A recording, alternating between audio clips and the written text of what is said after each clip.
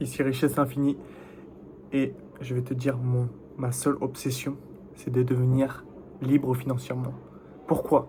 Parce que quand tu es libre financièrement, tu peux choisir de travailler ou de ne pas travailler. De travailler fort, beaucoup d'heures ou très peu d'heures. C'est toi qui design ta vie. C'est pas le gouvernement ou tes aides sociales que tu touches. Encore une fois, je n'ai aucun jugement sur les personnes qui touchent des aides sociales. Elles font ce qu'elles veulent. Mais moi, je parle à une minorité de personnes qui sont déterminées à devenir libres financièrement, indépendants. Et pour ça, ça demande des efforts, des sacrifices. C'est des choses que la plupart des gens ne sont pas prêts à entendre. Il y a plusieurs piliers pour y arriver. Il y a le pilier de la bourse, le pilier de l'immobilier, le pilier de l'entrepreneuriat. Vous avez aussi un peu moins connu et assez récent et beaucoup plus risqué, les crypto-monnaies. Mais je recommande à personne de commencer par les crypto-monnaies parce que pour moi, un pilier principal, c'est la bourse et l'immobilier. Ça, c'est les plus solides. Après, l'entrepreneuriat, ça demande beaucoup de compétences. Alors que la bourse, on peut commencer avec des ETF, S&P 500, Nasdaq 100. Vous avez également le MSCI Award pour ceux qui aiment bien avoir une petite partie sur les pays émergents également. Mais globalement, c'est de la bourse américaine parce que c'est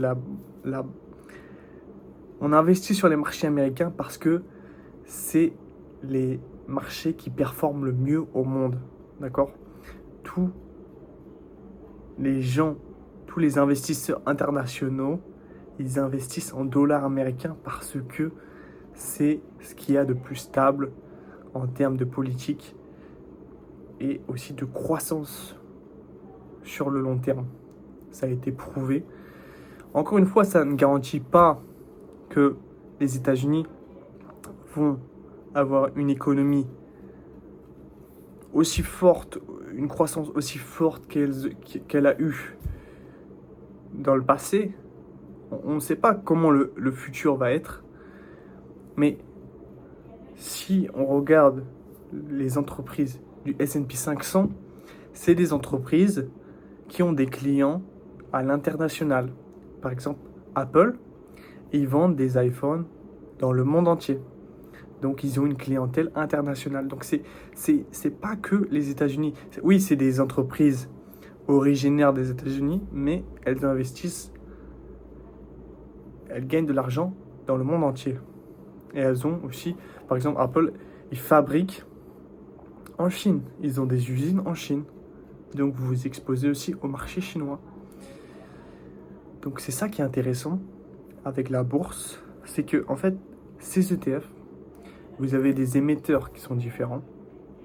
Je vous ferai une vidéo complète, franchement, si ça vous intéresse, parce que moi, c'est un sujet qui me passionne. Et franchement, j'aimerais bien démocratiser ça, parce que je sais qu'en France, on est complexé avec ça.